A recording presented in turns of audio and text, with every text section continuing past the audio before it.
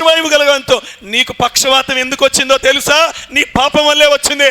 అందుకే నీ పాపాలు క్షమిస్తున్నా, ఇక నువ్వు పాపం చెయ్యొద్దు.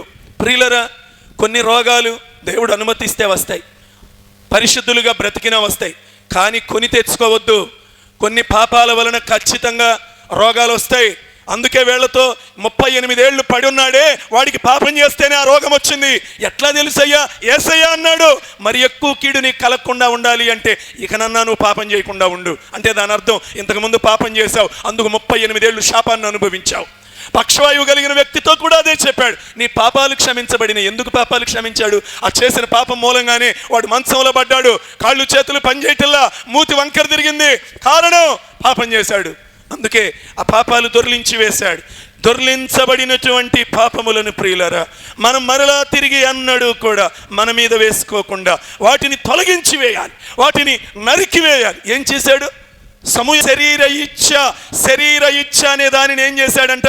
గిల్గాలులో నరికి వేశాడు. ప్రియులరా, ఈ రోజున మన శరీరము మీద ఇంకా ఏదైనా పాపం నిలిచి ఉంటే దానిని ఈరోజు ఏం చేయాలి? మనం నరికి వేయాలి. ప్రియులరా, ఏ పాపం మనలో నివాసం చేయటానికి అవకాశం ఇవ్వకూడదు. యేసుప్రభువు ఏమన్నాడు?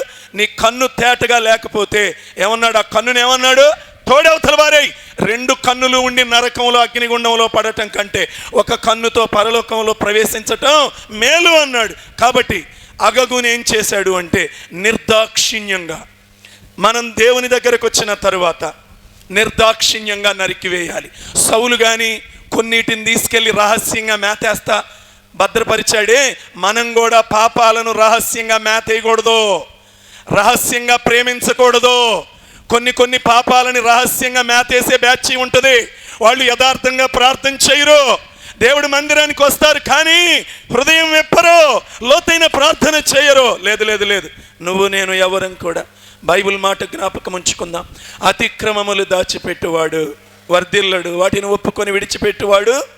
మన పాపములను మనం ఒప్పుకొని ఎడల ఆయన నమ్మదగిన వాడు, నీతిమంతుడు గనుక ఆయన కుమారుడైన యేసు రక్తము ప్రతి పాపమును కడిగి మనలను పవిత్రులనుగా చేస్తుంది.